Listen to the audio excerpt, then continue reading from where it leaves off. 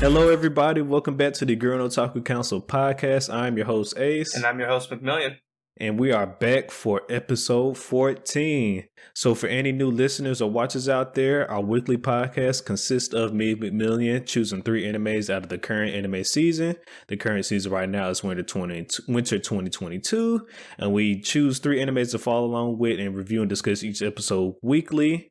Our current lineup consists of Demon Slayer, the Entertainment District arc, Attack on Titan Final Season Part 2, as well as the Case Study of Vanitas Season 1 Part 2. And with that being said, if you would like to be a council member and follow along with me, McMillian, every week, then make sure you hit that subscribe button as well as follow us on our social media so you can stay up to date on all things about the council. And with that being said, council is now in session. Let the meeting begin. All right. Hello, everybody. Welcome back for another week. Yes, as you all know, for our returning listeners, we're going to hop straight into some council announcements. And so for our first council announcement we have here for today, we have JJK Season 2 was announced. I've been hearing that it is going to premiere sometime in winter 2023. So take that for what you will. I haven't found any official news on that date yet. That's just some news I've been hearing. A lot of people are saying winter 2023. So take that for what you will. So that's good. We finally get to see what these mongeries been talking about for JJK, to see this neck arc is as good as they're referring to. So that's gonna be good. And then hopefully also this next arc redeems some of the issues that we had with JJK. You can go check out our JJK special if you want to know more about what we think about it. So make sure to go check that out. Our next council announcement we got the announcement for season 3 of Demon Slayer, the Swordsmith Village arc. We did not get a release date for this. We just got the announcement that it is in production and it will be a TV arc and not a movie. So thank you for that. Because God forbid they come and do a movie and then come back and do another TV arc, just like they said they weren't gonna do. But I digress. Yeah, don't need it happening twice. Moving on from there, our good old next anime, another one we got announced for today it didn't get announced. We got confirmation of when it's coming back. The Rising of Shield Hero Season 2 premieres April 2022. It is lit. If you have not seen The Rising of Shield Hero, definitely go give it a watch. Season 1 is out now. Definitely one of my favorite isekais out there. You got anything to say? I was about to say that is all our audience's cue to know that during the spring 2022 season that basically that's going to be added. Oh yeah, no doubt, 100%. Like I said, one of my favorite isekais, if not probably my favorite isekai. Definitely go check it out. I don't know, maybe Mushuko might took my place as favorite. I was about to say right now they both up there. It's Mushuko Tensei and the Rise of Shield Hero for me. I was about to say, at least as far as like fantasy action goes, I think Shield Hero is also my favorite, and then Mushuko kind of took it. Yeah. And then our last announcement we have here for today is we got the announcement for season 2 of Vinland Saga. And who else is animating this next season? Of course, can only be Mappa. Now they did say that the people that did work at WIT might be joining the Mappa staff just to help them, So it could be like a joint collaboration going on. But still, Mappa's taking it, and no one at Mappa has seen their family in a year and a half. Our prayers. No, Mappa has like about 3, at least 2 animes coming out this year. We know they're coming out with Chainsaw Man a little bit later this year. And also Hell's Paradise is confirmed to release sometime this year. Mm-hmm. And then at the end of this year, they got JJK coming back out. So, I mean, they are busy right now over at Mappa. And they're still in the midst of, we don't know if they're done animating Attack on Titan or not. But we can only assume that they're probably done animating that. Yeah. And then, that's why it's airing. But I don't know how, the anime studio and animation and stuff, I don't know how that goes. So, yeah, season 2 Vinland Saga, if you have not watched that yet, definitely go give it a chance. Mm-hmm. It is a show about Vikings, and we follow our protagonist Thorfinn as he is trying to avenge the death of his father. Not gonna go too much more details on that, but it's a good watch. Definitely. go check it out. And with that being said, that's all the council announcements that we have for today.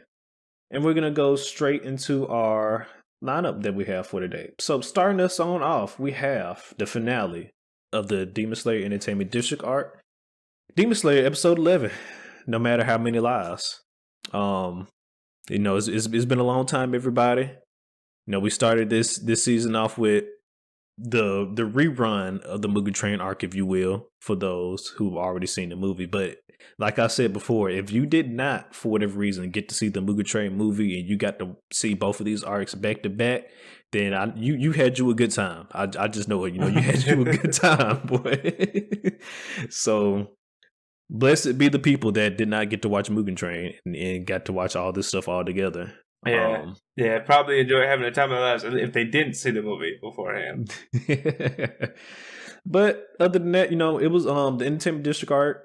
It was fun while it lasted. It was definitely a good arc. We finally got to fight an upper six. We defeated an upper six, and all ends well, surprisingly.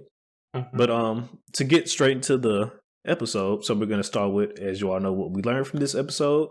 Not too many things we learned this episode, but starting with our first thing we learned. So we got to learn more about Gyutoro's and Daki's backstory from this episode. As you all know, that's how they mostly like to do it in Demon Slayer after they kill it, to give a small backstory. But since this is an Upper Moon, this backstory wasn't so small. Mm-hmm. We got a lengthy little backstory about Daki and Gyutoro. Well, basically they were both born into the low end of the Entertainment District arc that was always struggling since they were kids. Kids were seen as nothing but extra mouths to feed in that district of the Entertainment District arc. Gyutoro, of course, we know him being the older brother. He was born not with the best of looks, but his sister was born with, she was blessed with good looks from birth. So he was using that to his advantage to come up, to make it come up, as it will, try to get out the slums. He became not a broker, but a person, I can't remember the technical name from it, but basically a collector. There we go. Yeah, a debt collector. Who goes collect money. Yeah, debt collector. He goes collect debts. And basically push come to shove is how everything started turning bad after stuff started going good was that his sister one day was with this samurai. I can only assume that, she became of age and, it was time and whatnot. And yeah, you know how those things go in entertainment art. But anyways, not entertainment art, in the entertainment district. But anyways, she stabbed the samurai in the eye and they burned her alive, which is fucking crazy. I'd become a demon too. Let's not play games. let's not play games here. That shit was fucking crazy. Like, sometimes, I hate when they try to give, the demons a sad backstory and shit after we done sat here and fought for our lives and shit against these demons. But this backstory was actually kind of fucked up. We figured that they had a rough life growing up, but actually, getting to see what they was going through, they had it rough from the beginning. Gyutoro even mentioned that his mother tried to kill him before and after he was born. Mm-hmm. And then just for his sister to not only get killed, but they burned her alive. Like, that is just, like, they burned her like it was a fucking witch hunt or some shit. Like, that's just wild. Shit's just crazy. Right. And at the end of this backstory, which caught me off guard, because I thought how they became demons, I thought Muzan pulled up on their ass, but apparently it was not Muzan that pulled up on them. It was the old upper six, basically. So we found out that what we can only assume was the old upper six, because as we know, at the end of the episode, it said when they introduced it to him, it said upper six. Well, no, I'm saying what I can only assume is the old. He probably has a higher ranking now, as well as. Well, no, of course, but yeah, that's why we said old upper six, because we knew Gyutoro was the current upper six, and that was the backstory. So of course, like I said, the old upper six. Yeah, basically, he when he found them, he was like, "Oh man, that's crazy. Y'all want to be demons?" Because his Gyutoro's sister, while being burnt alive, had like a little life left in her. Yeah. We also, speaking of which, to backtrack a little bit, we found out that Daki's original name isn't Daki; it's Ume. Correct. And while Ume was dying obviously from being burnt alive, the old upper six rolled up on him Well, I assume he had just gotten done eating somebody because he had body parts. He had body parts and stuff all over him, and blood. He was enjoying himself. Yeah. He was like, "Oh damn, that's crazy. Your sister don't got much time left. Y'all want to become demons?" So you like, hey, like a traveling car salesman.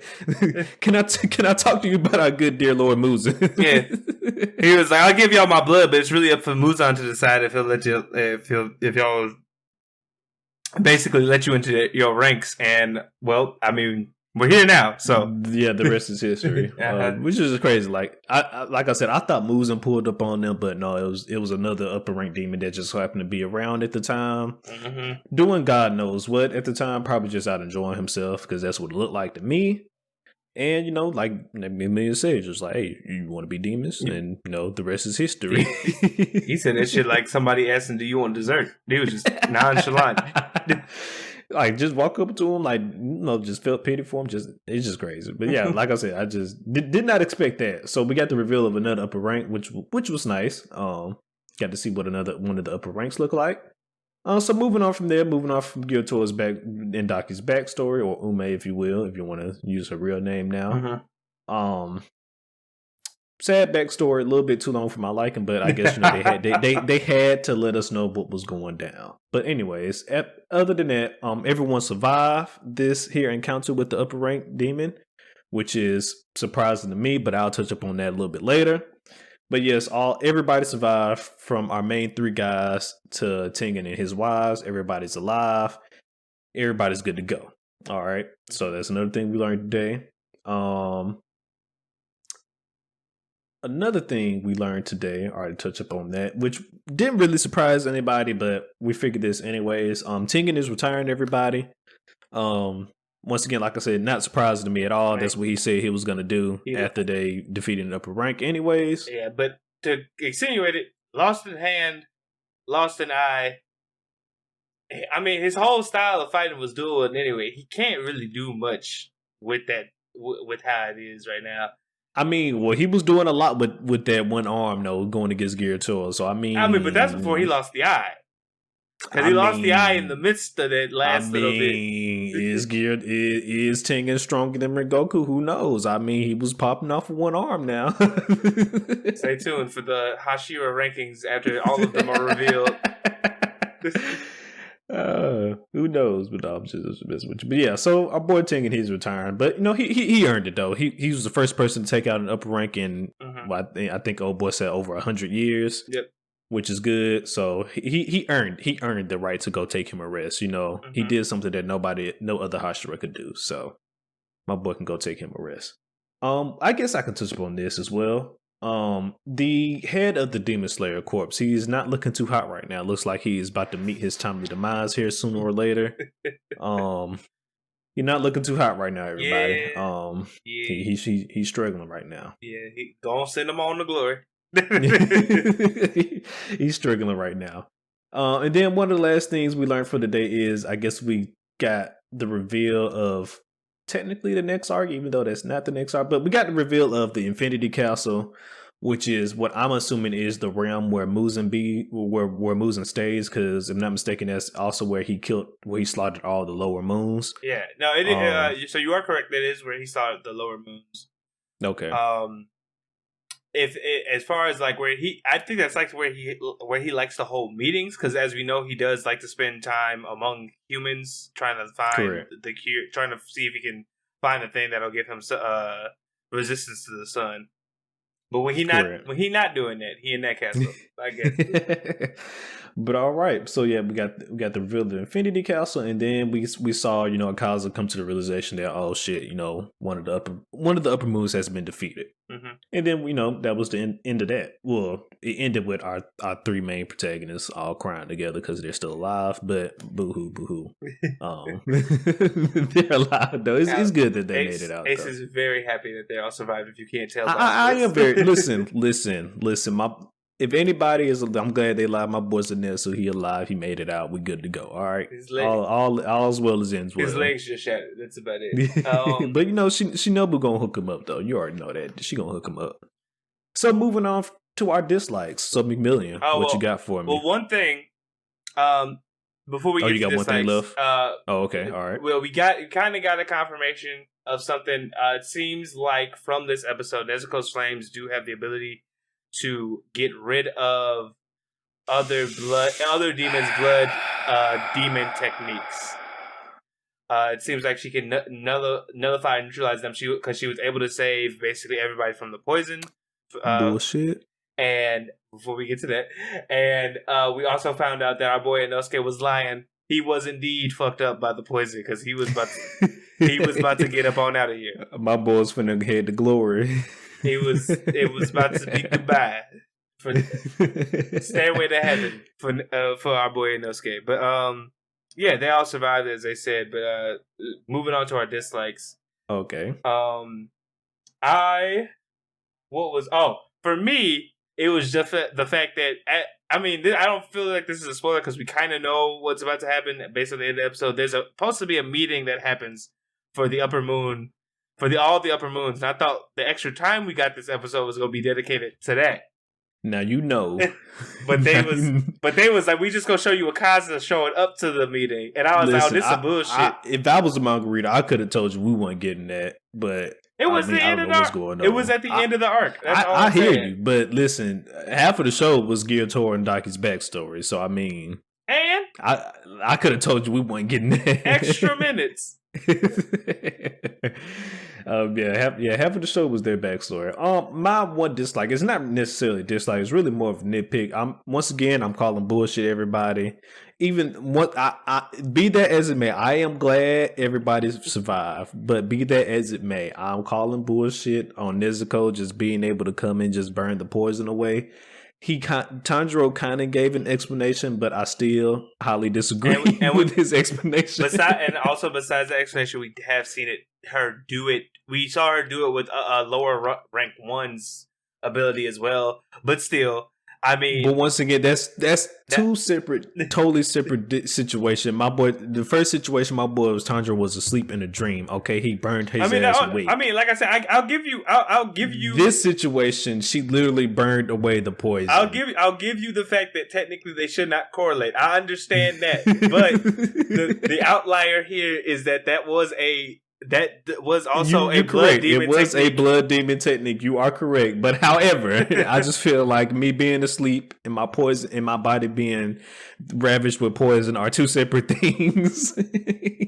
But what made it feel better for me though is that like they just didn't kind of like brush it off. Like Tengen was just as confused as I was when he was like, how did this work and stuff like that. So that definitely made me feel better that the characters were just as confused as I was. Mm-hmm. About Nezuko being able to burn the poison and shit away. I was appalled, okay, because I really thought our boy Tengen was gonna kick the bucket this episode, everybody. And like I said, if he did die, understandable.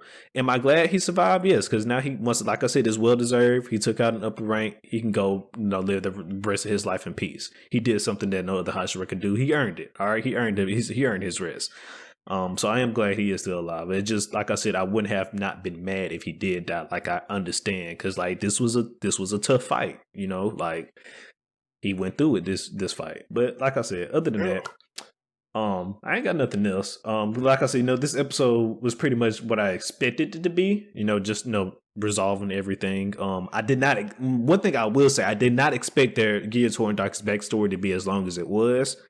But other than that, this episode was pretty much exactly what I expected it to be. Mm-hmm.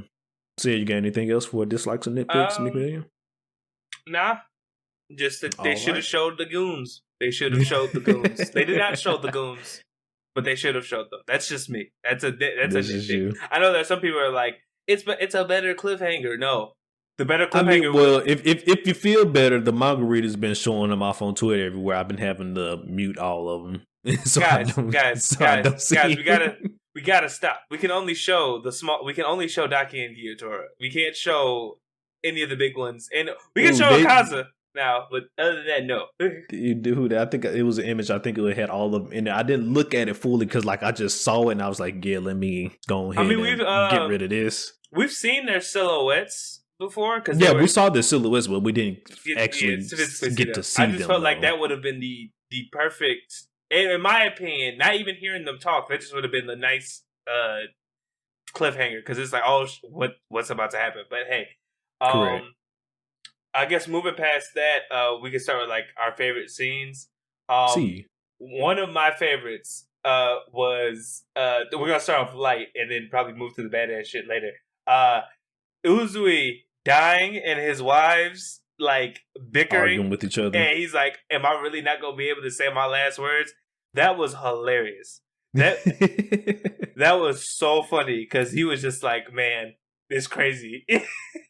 Just over there cried, like just being so upset that they just not paying attention to him to the point where Nezuko could just come in and be like, "Heal." Yeah, heal. But yeah, no, I thought because like I said, I thought he was gonna kick the bucket at that point, but then I had just saw Nezuko already heal the other one, so I was like, Nezuko's coming to save him, right? I was like, she's gonna come save him, right? That would have been. Then she pulled up. That would have been fucked up if she did. Yeah, it would have been real fucked up. Nezuko save her boys basically and just leave Tengen to die. Just like, like yeah, I could have saved him. However, I don't really know him, so I'm just gonna let him die. That's the Upper Moon Nezuko vibes right there. But no, thankfully she did walk up on him. She was like, let me go ahead and heal him for you. Old girl wasn't having it though. She thought she was burning him alive.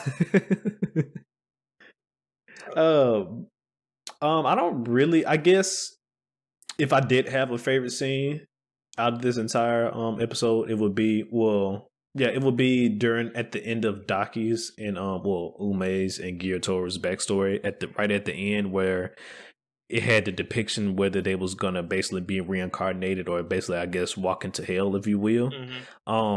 That was a hard touch moment because you got to see that was, like I said, that was right at the end of their backstory, them going through everything, and then it was right at the point where Gyutoru was like, if I had one regret in my life, it would be my sister basically and leading her down the wrong path because she could have had a way better life than what she had because she was born with good looks and everything. He was just went through all the different things like, if only she was, born into a good family, or if only I didn't taint her, with bad blood. And because if I wasn't the one who raised her, this wouldn't happen and all this other stuff like that. And then it got to the point where he was like, yeah, don't follow me anymore. You head towards the light. I'm going to head this way. Then Ume was like, no, we're going to stay together forever. That's the promise we made. And they both walked into the fire, and which we assume is like, I guess, the depiction of hell or just them just dying all together. But they stayed together to the end. Yeah, so what's interesting, some people that know me know that these are like my they're my favorite upper rank moon. Okay. But it's due to and it's not necessarily due to like flashiness or stuff like that because there's people we'll meet later that actually the fights later, guys. It's crazy, but it's more of like the full it's almost because of this. It's almost like I wish that they were higher in rank, but it's the fact that they are such a good foil, in my opinion, to Nezuko and Tanjiro. Legitimately, they are like, what if you took like all the good shit that Tanjiro and Nezuko had and like gave them nothing but like bad things happen to them, basically. Correct. Like Tanjiro even points it out himself, but it's just for me like these two characters are just like the epitome of like a foil character to our main protagonist and like the situation he got going on. Yep. But yeah, that was really the only favorite scenes I had. So okay, yeah, it's on you now, McMillian. The only other one that I kind of have Igoro showing up and basically being an asshole to Tengen, I was like, I thought was hilarious because he's just like, man, Rengoku gone, now you gone. I mean, you can at least still alive. Like, fill in, my guy. We need some. I thought that was funny. But my boy said, "You better than nothing." And probably some people are gonna take that like, man, the Hashiras are assholes. But it's more of like, I think about how you talk to your best friend. You're an asshole to him. It was just, for me, it was just like, oh, this is funny, a nice little funny conversation. But besides that, my last like favorite scene of it is probably Ace touched on one of mine, but before that, it's Gyutaro fighting, basically getting his revenge, I guess you could say, against the samurai that burnt his sister. because they thought he was dead, and that boy, you can call it revenge. And that boy flipped up on out, killed the lady of the house, and then was like, "Hey, big dog, you gotta go." Took them both clean out, and I was just like, "Yo, motherfucker's a problem." Yeah, I mean, like he was a menace since birth. Before he was a demon, then after, I choose violence, goddammit. But to be fair, though, he technically did start that. So I mean, he was just ending it, you know. Mm-hmm. Oh no, I mean, he definitely, the samurai dude, regardless of anything. I mean, Daki did stab him in the eye, but burning a child alive, homie. Who the demon here? Yeah, I'm with you 100%. Like, that's why when Gyutaro killed him, I didn't feel sad for him at all. I'm like, God, you burnt this man's sister alive. What more? Then you tried to kill him you snuck him as well while he was grieving over his almost dead sister's body, and you just snuck this man. Like, I feel no remorse for you at all. Cowardice. None. But yeah, that was like my last favorite scene. Oh, well, all right. Well, we're gonna go ahead and rate this bad boy. As I said earlier, this episode was pretty much what I expected to be, just minus just how long Daki and Gyutaro's backstory was. But you know, I knew we was gonna get it this episode though. Other than that, you know, nice resolution. My boy Tengen, he's gonna get to retire and go live his life in peace. Like I said earlier, you know, well deserved. And I give it a solid 8. Yeah, so I was basically my rating is the same. I knew Gyutaro's and Daki's backstory was gonna be kind of long, because most of the upper ranks have a pretty long backstory. If I remember, I think each of their backstory probably takes a chapter. Some of them, probably takes about like a chapter or so. But for me, the thing that I mean, HG basically said it most of the time, but I will touch on this. The thing I wish Demon Slayer would do, I wish there would be like hints or something more, or at least we could learn more about their backstories before the flashbacks, because I feel like that'd be more compelling. Because like we learn about them as we're fighting. Yeah, because instead of when the battle's over. Because we do get hints to it. Like Gyutaro did mention, he was like, "Oh, you get," like when he was talking to Tengen, "Oh, you've been given everything in life. We've had to work for everything here. Like, people have treated us terribly." So we kind of knew that they didn't have shit going for them. Just like with lower rank was 6, we knew that he had an obsession with family, and then we got to figure out why through his backstory. I just wish there were like there was a better way we could have like learned about most of it. Probably like obviously not all of it. Like, we still probably would have wanted to see the flashback. That's why I'm like, I didn't include this on my nitpicks, but. It's just something I wish Demon Slayer would do, is like have little, basically, maybe like an investigation period where they learn more about the demon in regards to what they're hunting. So yeah, I mean, I guess what investigation can you do on the upper ranks, because you know they've been living for so long, like over 100 years. And that's what I said. Like, that's what I said. It's kind of information about them is out there. That's what I said. It's kind of like a nitpick thing. But story wise, like they could still show it to us. Yeah. So I feel what you're saying though. But one thing I did find interesting after learning their backstory is that for the fact that they decided to stay in the entertainment district in the entertainment district, and basically just live there, because you know Daki became an Orient and everything. I think, but I guess part of that was due to where that was the place where it was done so bad that they wanted to get revenge on the people. So I think in there, I think it's partially that too. As we know, when demons live a long time, it seems like they forget parts of their humanity as well, like their human lives. So like they end up doing things that probably would like be uncharacteristic of them or stuff like that. So like the fact that they stayed there, I feel like was the revenge motif part, and then 2, they probably didn't realize, oh, I could go and do whatever from now on, and they were just kind of like shackled to that place. One, because it hurt them so bad, right? Another thing is, I think the reason they also chose to stay there, Daki still looked like beautiful even after she became a demon. And it's really easy to eat humans that are just coming in and out. I mean, they explained at the beginning how easy it was, just, you know, the place that thrives at night and demons really only comes out at night knows the perfect cesspool for demons, and then they don't care when people go missing there and stuff. So it's just the perfect place. People ain't supposed to be there for long anyway. So hey, but here we are. Yeah. But so yes, that was the finale to the Entertainment Discard. It was the whole arc overall. I'd probably give it like I wouldn't just give it a full 10 out of 10 solely because I think the pacing of the beginning was a little slow. I think for like an overall, if I had to rate the whole arc, I think I'll give it a 9 out of 10. And I think the only reason I really feel like that is because they didn't put it right behind the Mugen Train arc. Like like I said, they would have aired these back to back like they were supposed to. Maybe even though that's what they did, but like I felt like that downtime, it wouldn't have felt like downtime to me because I would have known like, yeah, we just got done. We lost Rengoku fighting the upper three.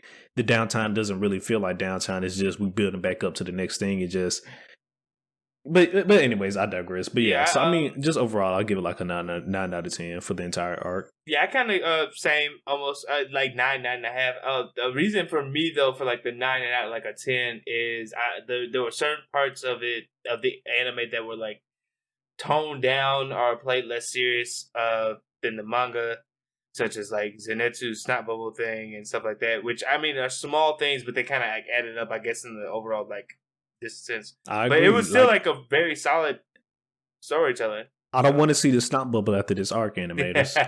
Get rid of it. Get rid of it. Yeah, so yeah, that's just one thing. So those like those small things kind of like took the points away from me a little bit, just like those small censorships and stuff like that. Because I just feel like it's an action anime, so like if people get hurt or bloodied up, that one that should be showing it, and two, like while I love the blend of comedy and Demon Slayer, I think when you do it. And it doesn't service the show, it can get we can lose traction, I think. So yeah, I feel you.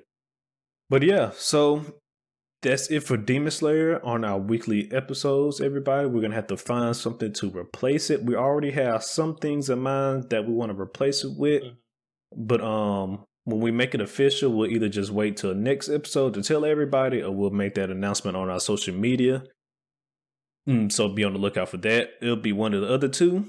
But either way, next week we will be replacing Demon Slayer with something else for the rest of the winter 2022 season. So yeah. And so we're just gonna move on to our next anime for today. And we're gonna be talking about the case study Vanitas, episode 17, Hands Upon a Nightmare. And this was a good episode. And Vanitas snapped with this episode, truly. That they did, because they basically flipped this entire episode on his fucking head. Like, I thought, well, for one, I thought we was going to get the Astolfo versus Noe fight today, and we did not get that at all. But yet, we got something much better, in my opinion. Because, like I said, the whole thing just got flipped on his head. And so we're just going to go ahead and get straight into it, everybody. Starting with what we learned. And basically this first, what we learned at the very beginning of the episode is probably the most important out of the entire episode, maybe out of the entire series so far. Nania is the malnomen of the Queen of Vampires, the Queen Faustina. Thank you. I'm about to say I don't. They got some hard ass names pronouncing Vanitas. Queen Faustina, and also apparently she was the first vampire of the Crimson Moon. I was about to say demon. Still a demon there. But yeah, first vampire of the Crimson Moon. But yeah, it's just wild. Like, I'm gonna try not to talk about the reveal because it's a favorite scene, but my God, yes. It's just wild. And the fact, and also, this is touched on a little bit because like this is just information. We don't know if this is fully her. Charlotte is fully her because in the episode, Luca's brother says, "Oh, one of the queen's body parts is apparently still out there or something like that because we tried to destroy them." And I'm like, so her body parts can just work independently of her body? Because we found out in the first half of Vanitas that the queen is locked within her room. It seems, and that she was cursed. Yeah, so we did find that out, or dead. because they did show a flash of her body, and it looked like she was just dead. So I don't know what's going on, but it seems like she is cursed. Definitely confirmed now. So either Nania, she's like old boy said, like she's a part of the queen's body, or she is the queen just in like the form of Nania somehow. Like they didn't go too deep into it. They gave hints at it, like what could be going on.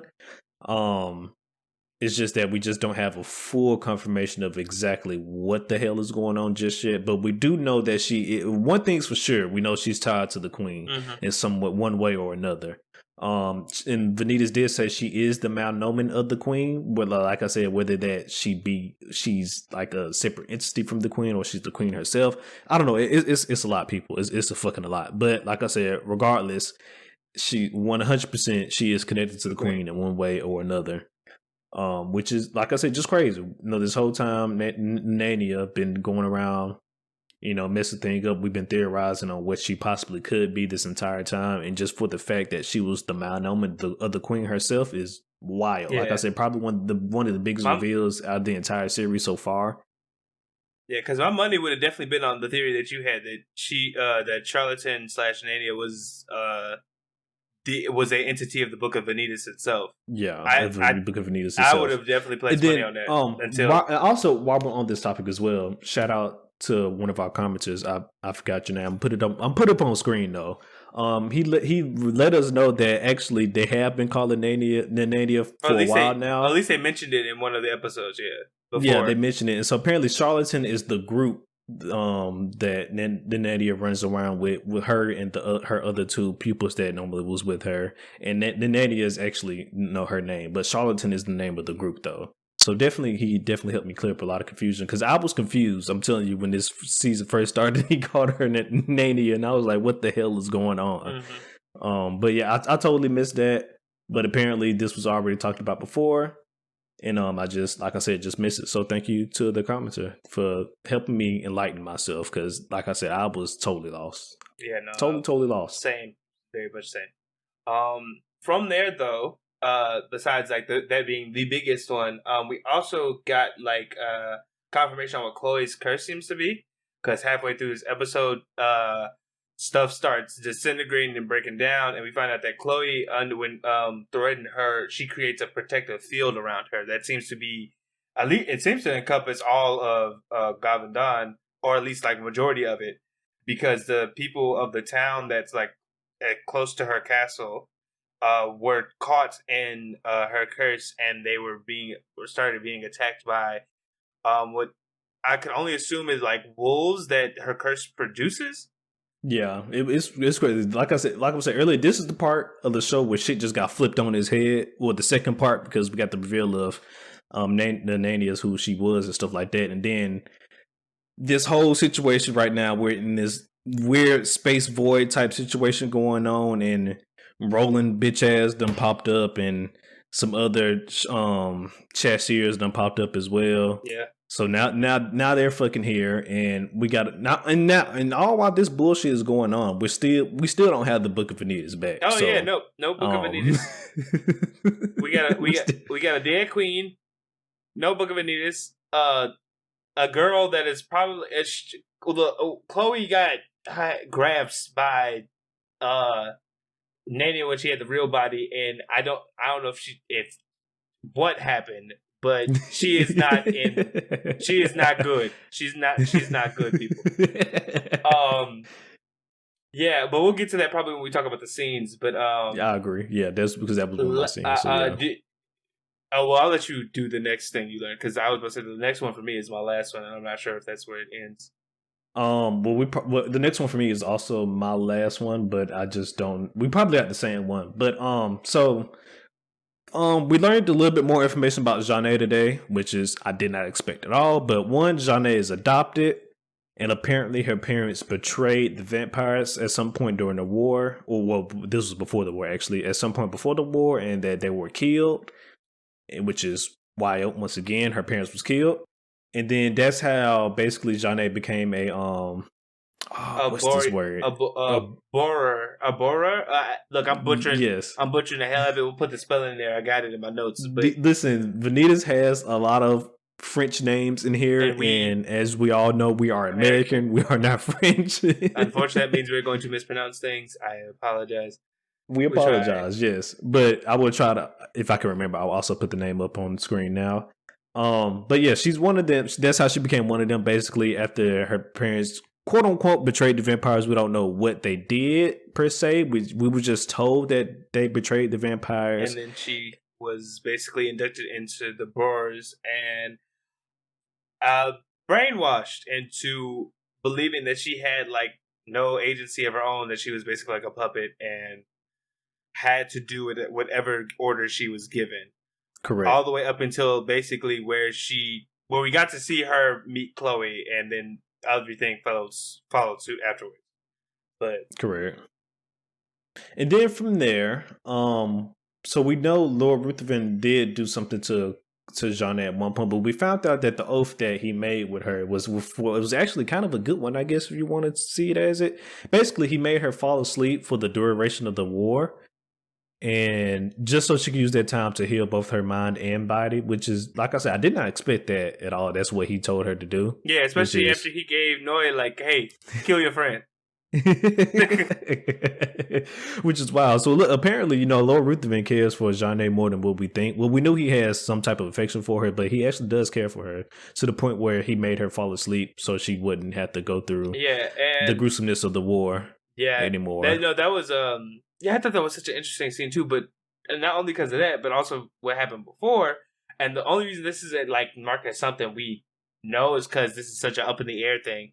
It seems like one of Charlatan or Nanania herself appeared before Jeanne after the events of the original events that happened in Gavendon, and possibly cursed her. We don't know because it's just like a small flash of her.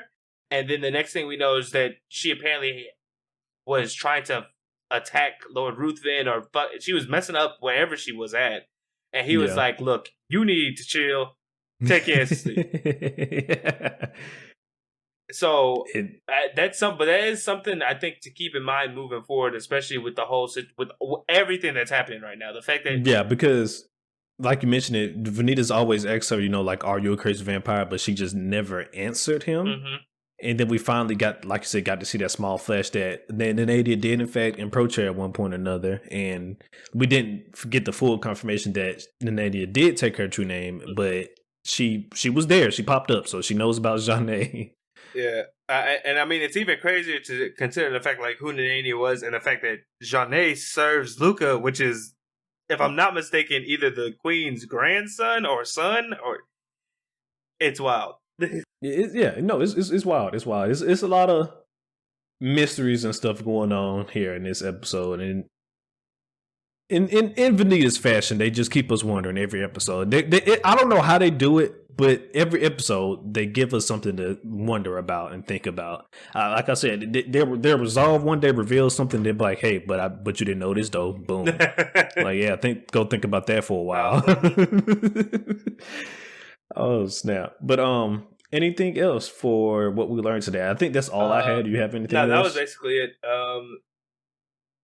Moving. I mean, like, I didn't really. So, like, for dislikes this episode, I didn't really have anything because I guess they kept the reveals coming this episode. Like, it was a overwhelming amount of like information and just shock value. Because when they revealed, "Oh, girl was the queen's curse," I was like, "What?"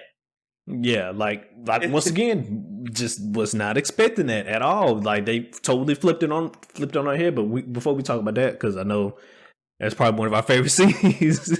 I don't really have any dislikes either for this episode. Like you said, I mean, they just kept the mysteries coming. The stakes are just getting higher and higher at this point for the Guavadon arc, and I'm trying to think of a nitpick. I don't even think I got a nitpick for this episode either. Yeah, Ace was probably overwhelmed too because we've been playing D&D and it was a whole bunch of reveals in our session last night. So, But yeah, so I mean, well, yeah. Well, with that being said, we don't really have any dislikes or nitpicks for this episode. So I mean, that's a good job, K-State Vanitas. Good job. Yeah, no. So we're gonna move on to favorite scenes now, and like we've been saying, you probably already know which one of our favorite scenes is by now. But the reveal of Nanania being the Queen's Mountain Omen is fucking crazy, because with one thing that Vanitas does well, I'm telling you, they do the perfect job of giving you the shock factor steals. Like, just the imagery alone inside that they do in Vanitas is just amazing. Like, one, they made Nanania's body look, her, like, the style of it amazing. She's just fucking glowing and shit. Why? Because she's the fucking queen of vampires. Why not? When she also, there was a moment where like she opened her eyes and like stared into the basically damn Chloe's fucking soul. Our souls, Chloe's soul, everybody's soul. Like that steal, that was a good steal. And like they just do so well with the imagery in this anime. It just doesn't make any sense. I was shook, especially because what was it when Luca was with his brother? I was like, who the hell is that? I was like, and then he's out here talking about body parts. I'm like, body parts? They can be cursed? Yeah. So, with that being said, if you want to say this is also something we learned, there could be other things like Nanania out there in the world, or other parts of the queen's body just fucking out there doing who knows what at this point. Who knows? Who knows? Who knows? We just a lot going on here. Yeah, and but that was crazy. And then so related to that, unless you had more to say, did you? I want to cut you off. No, I'm good. I'm good. Related to that scene, because it happened right after basically the beginning of the episode was Chloe choking the shit out of her. That was another favorite scene, but like the culmination, I guess, of everything within it. After Nania gave her true form, she like assaulted Chloe, like, and you have like this moment, like, yo, like, what is happening? Because you see like this black liquid start coming out of Chloe's mouth. I was assuming she was sucking the blood out of her at that point. I was unsure. I was like, is she poisoning her? What is she trying to take her body? Like, what's going on? Because thing like is, like, right after that moment, Nania goes like, oh yeah, I remember now. I'm supposed to try and get more names. And I'm like, what the fuck are you talking about? Yeah. It's almost like she forgot what just happened after she went back to her ghostly form. Yeah. I was like, what are we doing here? What are we doing? Which is crazy. So, thankfully, if that is the case, that she did forget what just happened, it's good that she doesn't retain those memories of when what just happened and stuff like that. Yeah, because Chloe probably that would not be the best of the ideal situation right now, especially considering how overwhelmingly strong she was in that form. Like she bodied John Jack when he busted through the walls. Like, she just straight bodied his ass with no effort at all. She didn't even physically touch him, right? If I'm remembering correctly. It didn't look like it. It's like she basically force grabbed his ass and just threw him. Sit down. It's just great. Yeah, and then crazy. Like, if that bitch come back out, we might not be making it right now. Yeah. My money would not be on Vanitas and Company, not at all. So yeah, what else you got for me? For favorite scenes? Vanitas and Noi arguing. Before their argument, because that is one of my favorite. But when they were in the library, basically. And all the crazy shit was happening. When the Beast of Gavanon, John Jack, when he broke through the wall, it's a very small scene. Noi pushes Vanitas out of the way to like try and protect him from the rubble, and Vanitas' hand smacks straight into the bookshelf. And it is so funny. It's just a small thing, because I'm just like, all this crazy shit is happening, and they still fucking around. I cannot stand them. Well, to be fair, he was trying to help him out. I know, but it was such a comedic moment. I was like, God damn it, yo, this is serious. That is a demon of the queen. like that. Listen, the boss just appeared. We got bigger things going on. Yeah, but like, thankfully, the boss doesn't stay for long, though. God damn it. Yeah. But I'm still just flabbergasted right now at that reveal, because boy oh boy. But I guess my last favorite scene is basically right after that scene as well. Is when Chloe engulfs all of Guavadon in her little space bubble, if you will. Because at this was the point. Is just like, okay, shit done got it real. Not only is we just got the real for the queen, but now we're in some alternate. We was already in a time loop, but now we're in some alternate. All right, everybody. We seems like we have some technical difficulties. Hopefully, I mean, hopefully we can just edit it hopefully we out. could just edit it out. If the episode continued like normal for you guys, then I guess we did a good job at editing. Yeah.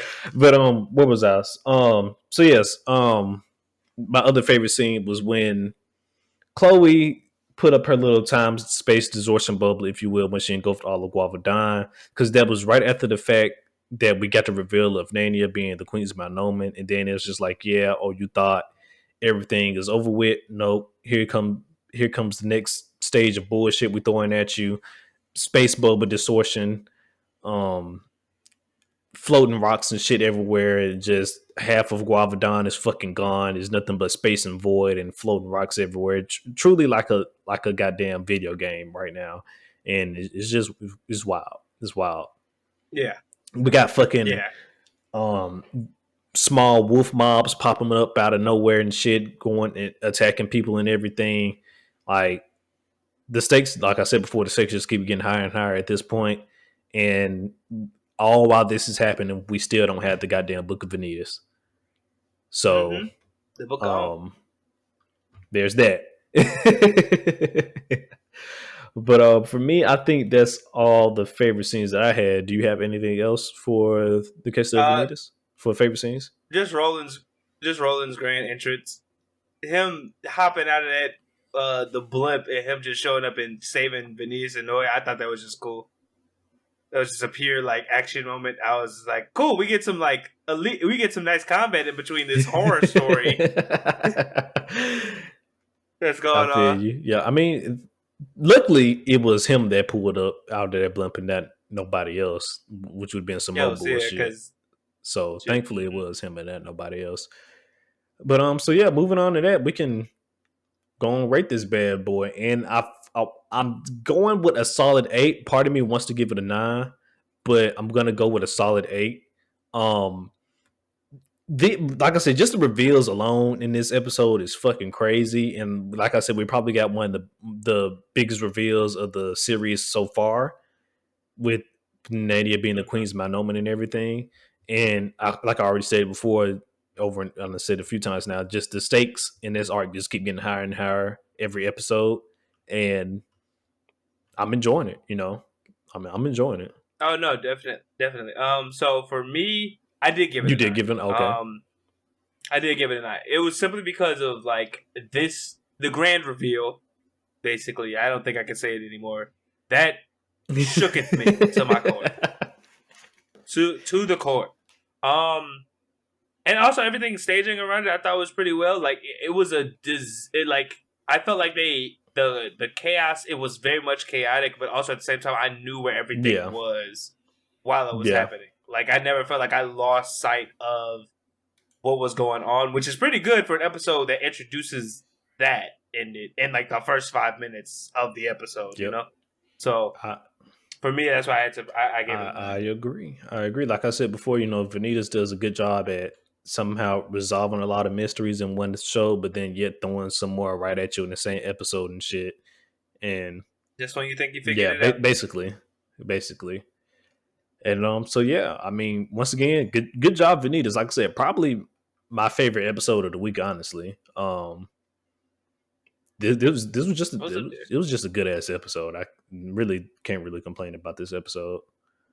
So moving on from there, we're gonna head on to our last anime we have for today's episode. Everybody, Attack on Titan episode 81, Thaw, and not much we learned this episode. Very small things, once again, similar to Demon Slayer, but for the sake of continuity, as always, we are going to go through them. So. What we learned from Attack on Titan this episode is apparently Zeke has lost control of the Titans, which we probably figured, but it was just good to get the confirmation. Yeah, because only thing is we don't know if it's lost control because he's knocked out Or or because he's Aaron is the founding gone. Titan now, or because we did Yeah. not get to see Zeke at all this episode, so we don't know if this man is alive or dead at this point. So there's that. If he is dead, then fuck him. He's just dead. I mean, my money is probably that he's dead only because he was at the epicenter of That he the Founding was. Titan transformation. That he was. Like you said, if anybody was dead, it's him. But I mean, Reiner lived though. Reiner and Gabby lived. Well, but he was in his tight. He was in his tight. Okay, well, yeah, I'll give you that. I'll give you that. Yeah, I'll give you that. I'll give you that. So another thing we learned today. Well, I'll say this one for last, but so moving on from that one, I'm gonna skip over this one because I'm gonna say that one for last. So we learned that Connie has been going to see his Titan mother for the past 4 years, which is crazy. I'm surprised he just didn't put her out of her misery by now.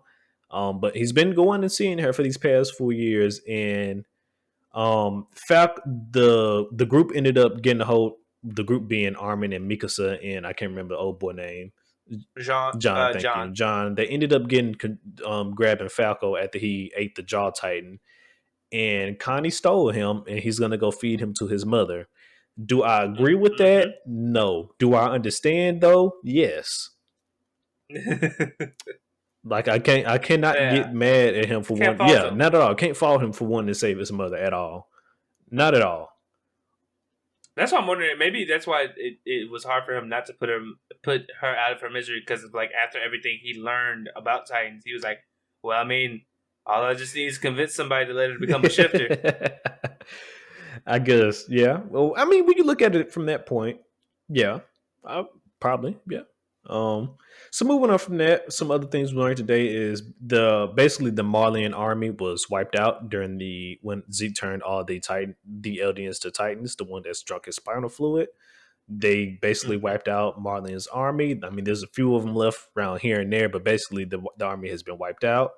Also, with that being said, he could be your boy, but he's not my boy. Floch is still alive. I mean, goddamn Floch. I'm pretty sure he got some. I'm pretty sure he got some fans around here somewhere. What are we doing, Floch? You survive and you immediately put somebody in jail. I don't know what's going on. So yeah, that man is alive, and going on to.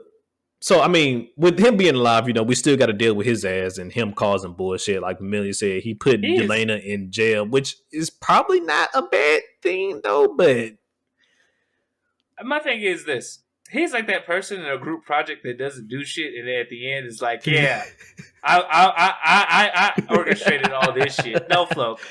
No. I'm done. Sit down somewhere. I'm done. And then the last big reveal what we learned for today is that when Aaron unhardened the walls, he unhardened everything, which being Brander's hardening on his Titan skin, as well as the hardening that was casing Annie. So Annie is back, everybody. We haven't seen her since season 1. Back. But the female Titan is back. Is back. And Lord only knows what that could mean for the rest of the series, because I mean, what at this point can she really do? You about to tell me the female Titan can just jump on the male Titan in the Found Titan and be like, I win? Well, no, it ain't no automatic win because, like you said, it's hundreds of colossal Titans outside right now, so right. It's not like she ain't gonna change much, but it's gonna be interesting to see what she does add to the the formula now of that is Attack on Titan. And Armin, bless his heart, looked like the happiest person alive when they told him that. When he realized that, he was like, "Oh my girl back," and I'm like, "Armin, she's a war criminal." Like, she betrayed you, Armin. She was one of them. Like, come on now. Like, we just learned all this information, yet you still over here simping for her right now, Armin. Exactly. Keep it in your pants. But that was all the things I had written down for what we learned. Do you have anything else, McMillian, for what we learned this episode? It seems like this is just since Zeke is no longer in control of those Titans, they start attacking people, and it seems like due to the fact that they're starting to attack the Recon Corps people or the Corps people, that the Marleyan military force, probably besides just the Titans, the people we've seen being the Titans, and then the cadets are gone. They're no longer. They probably were wiped out. That. We did. Did you say it? I am on early onset. I literally touched up on that before I talked about Flo's bitch ass being alive still. I don't know how you missed that. You must have spaced out on me. I must have. ADD is a bitch, y'all. Well, besides that, is there anything else you got for what we learned today? No. No, please continue. Please continue. All right, everybody. So we're gonna move on to dislikes and dislikes / nitpicks. And I personally, I don't think I have anything for this episode. Wasn't really nothing to dislike about. If I had one thing, like if I just had to pick something, I guess it would be how like fuck Gabby. All my homies hate Gabby. Why is we giving her a redemption arc? Yeah, but I mean, because it's good. Because good writing has stuff like that. I'm kind of the same. I didn't really have a nitpick for anything in this episode other than not really. Everything was there. I was just like, man, I'm surprised we're spending so much time on like them killing the Titans, but I mean they gotta show it, right? But yeah, I didn't really have no dislikes or really nitpicks to this. Not even the fuck Gabby thing, because true, fuck Gabby. I just know that eventually that was gonna happen. But all right, so with that being said, we're gonna move on to favorite scenes, and really, I only have one favorite scene, really, and it's just good old fashioned Titan slaying. We haven't gotten to see this in a hot second. Like it's been a minute since we got to see some Titan slaying, and that's I out of that, even though this is like necessarily one of my favorite scenes, I did like how they recognized the people. Like when Pixis was climbing the thing, they were like, "Oh man, that's your boy." We got to put you down, though. We gotta put you down, though. But I mean, other than that was really the only favorite scene I had this episode. Because as I said earlier, fuck Gabby. But yeah, because I mean, it's just been a hot second since we just got some raw, straight ODM, us flying around, slashing Titans and stuff like that. It's just been a hot second since we got to see that. So, it's almost felt like we was going back to the roots for a second. You know what I mean? So it was definitely wonderful that we got some of that this episode, and I enjoyed every single bit of it. Every single bit of it. Even though it was sad that we were slaying our own friends and family, it's just that I didn't get to see. Listen, I didn't get to see us slay some Titans in a while, so I'm sad it had to be y'all, but I'm glad we got it. For me, I have just two besides that.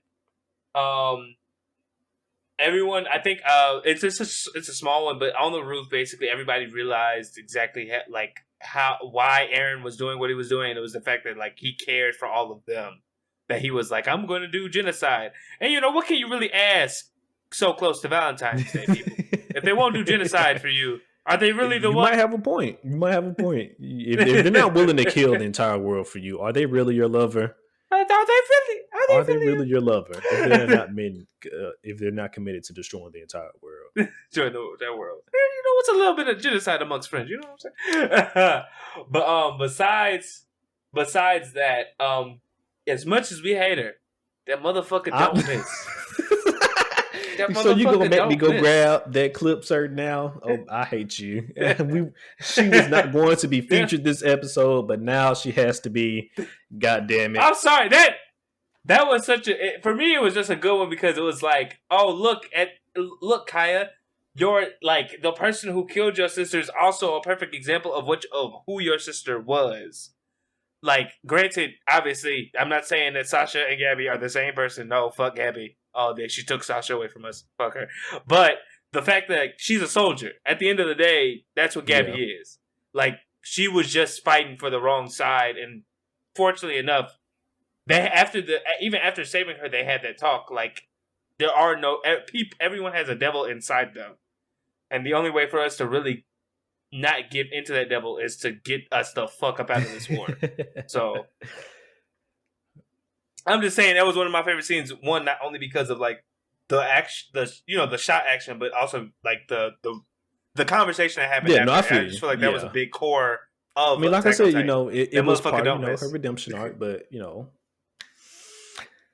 I do apologize, Ace. It's okay, it's all right. She got in. She slid in by the neck, her, the nick on her hair. Goddamn it, she slid in. But that was my last one. Well, moving on from favorite scenes, we're just gonna go ahead and rate this bad boy. I'll let you start off with this one. What you got for me? So I gave this, and I know how y'all like to fight, so don't shoot me. But I gave this a 7.5. And the reason being is just because I think for me, and I don't know if this is for everyone else, for me, this was not a bad episode, but it just felt like a pace breaking type of thing. Like it felt like the last week was just so high octane, and this one kind of just, for me, besides the fighting, because we're rolling with the Founding Titan stuff. This was such like a add to that, but. So it kind of diminished my enjoyment of that because that's what I was kind of like locked in on. But I mean, they gotta set up the stuff outside of that. So I'm not necessarily mad. It's just for me, it kind of took away from the episode a little bit for me. So that's why I was like a 7.5. Or I guess I could argue myself up to an 8. But that's what I'm kind of okay. I'm gonna give it an 8. Strictly because, like I said, my favorite scene was when we got to see him fight the Titans like the good old days. I think really just because of the nostalgia that I got hit with when I was watching that whole sequence. I mean, it's been a minute. Like, it's just been a hot minute, man. And like I said, it was sad that it just had to be friends and family that we was just happened to be slaughtering. But I mean, it was. I mean, the last one because we didn't even get to see that fully. I was about to say the last time we actually got to see it was Levi. Kind of like the last scene we got with Levi, but we didn't really get to see him fight the Titans. It was just kind of like a scene where they were all like surrounding him, and then we are fast forwarded to Zeke running away, and then we know he catches up. We didn't really get to see him kill everybody. So you're right. This is because I think honestly the last time we actually got to see something like that was, now that you mention it, was like was Zeke versus Levi. Yeah, actually, because I think that was the last time. Because they were, Parody were done. I think they had killed all their Titans. For the most part, had said that. So for the most part. So yeah, you're probably right. Because after that they had went on the excavation to make it to the ocean, and like you said, they had killed majority of the Titans on that point that was on the island. Majority are all So and then that was when we got our iconic scene. If we kill all the enemies across the sea, will we finally be free? Let's find out. This season. Yep, we're in the midst of finding out, goddammit. But yeah, so it wasn't since basically at the beginning of season 3 when we, since we got to see, that was season 3, right? Levi versus Zeke. Yeah. So yeah, we didn't get to really see that until season 3. Because the beginning of season 3 was when they was doing the whole political thing, and it was really, we got some human versus human action, which was wild. Like I never expect to get to see some of that inside Attack on Titan. Like Attack on Titan has progressed from beginning to end. The elevation. And then, just like I said, then we also, Annie is now back. So I mean, we didn't get to see her since season 1, my guy. So I mean, yeah, that's what. Like I said, I can argue myself up to an 8. Just my initial reaction to the episode. It's again because the Founding Titan thing is so interesting to me. I feel 100%. Like you just wanted more stuff that's going on with the Founding Titan. 100%. I feel where you're coming from. But that's it for Attack on Titan. Pretty much we had some short episodes today from everything. Like I said earlier, though, this will be the last episode where we're featuring Demon Slayer on our weekly episode. So next episode, Demon Slayer will be replaced with something else. What that is, we don't have 100% confirmation just yet, but we have an idea of what we want to slide in this slot. But like I said before, if we don't, we'll either mention it on our social media. If we don't mention it on social media, then we'll just, you guys will find out next episode what we feel Demon Slayer slot with. Sometime later in March, though, we still have to wait for the return of 86 to come 86. Back. So whenever that does come back, we'll have 4 animes, but only for 2 weeks though, because we only got 2 episodes for 86 to go left for this season. So there's that, and yeah.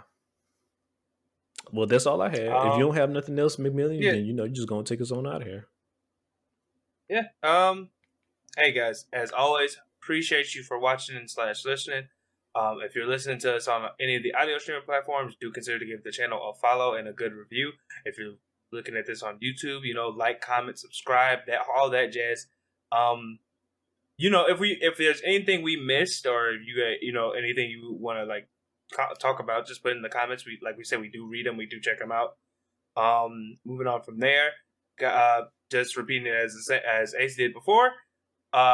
If you want to keep up with everything regarding the council, do follow us on our social media. For Twitter, that is at Gurren Otakus, and on Instagram, we are at Gurren Otaku Council. Meeting adjourned, guys. See you next week. Peace.